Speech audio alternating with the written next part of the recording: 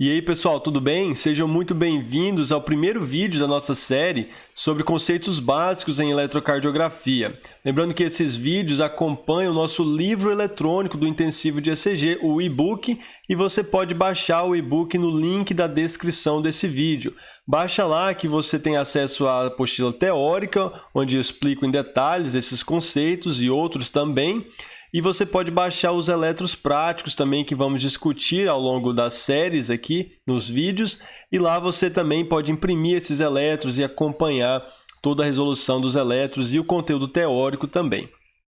Lembrando, um aviso importante antes do início desses vídeos é que, embora eu tenha passado por todas essas instituições, atualmente estou em Harvard, no Brigham and Women's Hospital, as opiniões minhas nesse vídeo são exclusivamente minhas. O intensivo de ECG não é filiado de maneira alguma a nenhuma dessas instituições. Importante ressaltar isso aí.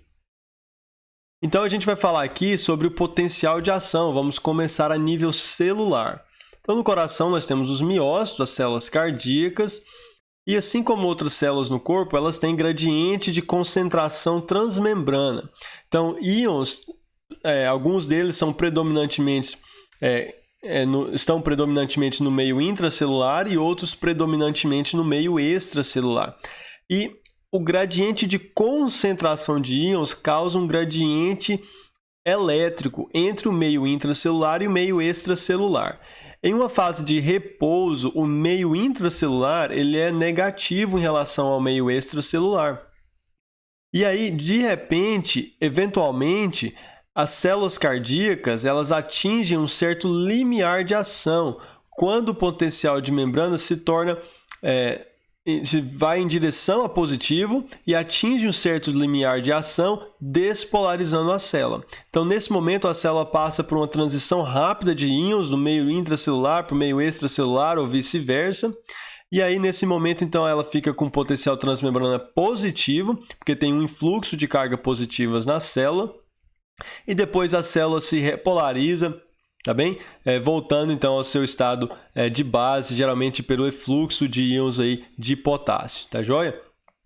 Então, esse potencial transmembrana, esse gradiente elétrico de íons que eu descrevi, é a base para a formação de vetores elétricos no coração. A nível celular, você tem o potencial de ação, mas esse potencial de ação ele vai se coalescer e vão formar vetores elétricos cardíacos. E a interpretação desses vetores que vai, então, permitir você interpretar várias cardiopatias, eletros de diversas condições clínicas diferentes. Então, é importante a gente entender esse conceito. De uma maneira geral, bem generalista, a gente tem dois tipos de células cardíacas. As células especializadas em contração, em gerar força de contração, e as células especializadas em condução da atividade elétrica, em gerar e conduzir a atividade elétrica. Então, o nosso sinusal, por exemplo, que é uma parte cardíaca, que é especializada em gerar atividade elétrica e depois conduzir para o átrio, né? O estímulo nasce lá no nosso sinusal e se expande para os átrios.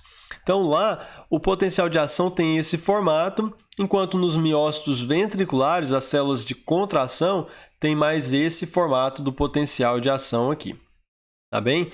Então, isso aqui é importante entender essa diferenciação, principalmente quando a gente fala de bradiarritmias, automaticidade, ritmo de escape, que são temas mais avançados em eletrocardiografia.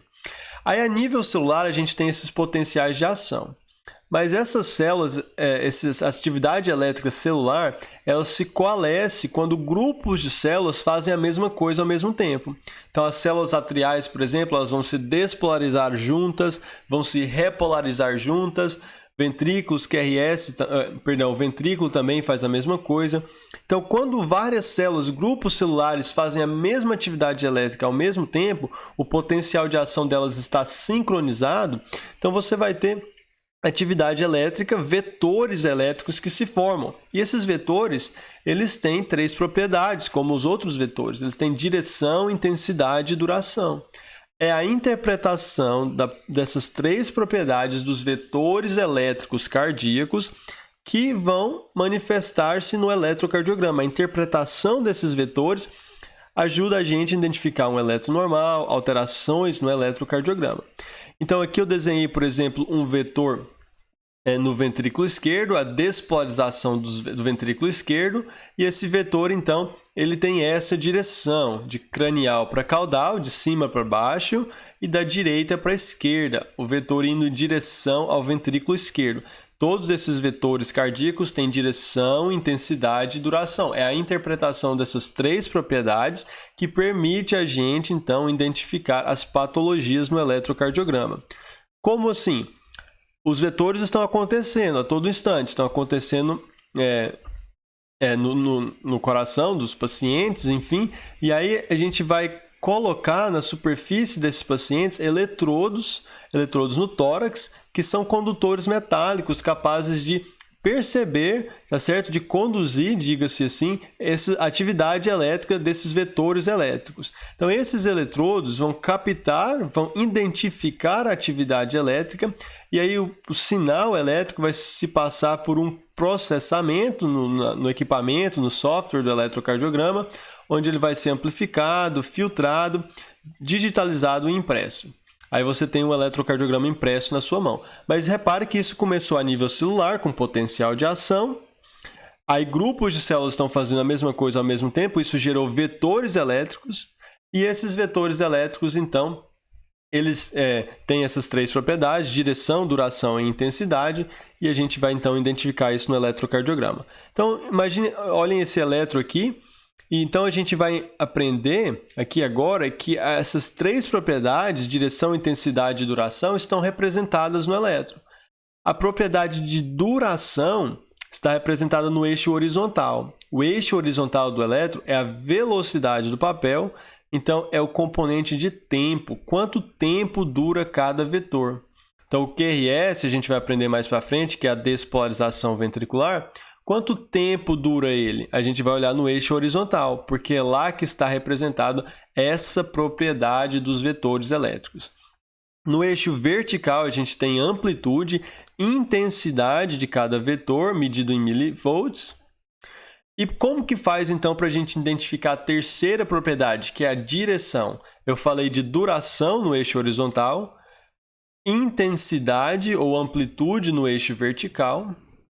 E aí falta falar de direção dos vetores elétricos, algo que a gente vai falar então na nossa próxima aula. Tá bem? Então, muito obrigado por ter assistido esse vídeo. Segue o YouTube aqui, vai no Instagram, tem muito conteúdo lá também. Compartilhe com seus amigos e mandem dúvidas no e-mail que eu estou à disposição para ajudar vocês a aprender eletrocardiograma. Tchau, tchau, pessoal.